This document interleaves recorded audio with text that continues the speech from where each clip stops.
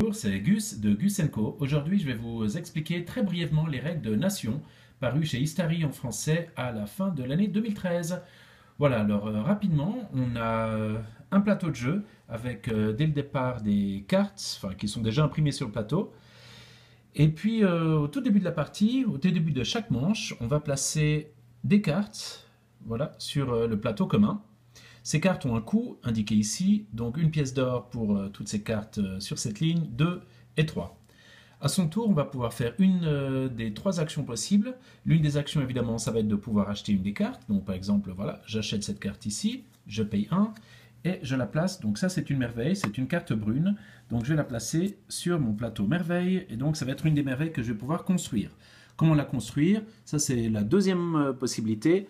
Également, je peux prendre ici, sur le plateau général, je peux prendre un des architectes disponibles. Je le place ici et ma merveille va être en phase de construction. Bon, pour placer l'architecte, j'ai besoin de ne rien payer. Le premier architecte 0, le deuxième 0, le troisième 3 minerais. Voilà, donc j'ai présenté les deux actions possibles. Et puis la troisième action possible, ça va être de placer un des meeples, un des personnages, sur une des cartes pour activer la carte. Par exemple, voilà, je vais essayer d'avancer en militaire et je vais prendre un bûcheron. Le bûcheron, pour déployer mon meeple, il faut que je paye un minerai.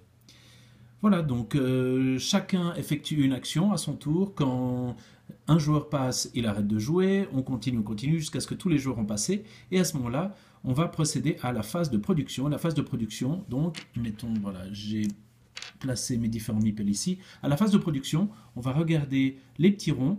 En rouge, ça veut dire qu'on gagne. En noir, ça veut dire qu'on perd, comme ici. Donc voilà, là je vais gagner une culture, je vais avancer sur la piste de culture, je vais gagner une pièce d'or, je vais gagner un minerai. Les pièces d'or me permettent d'acheter des cartes, les minerais me permettent de déployer les personnages.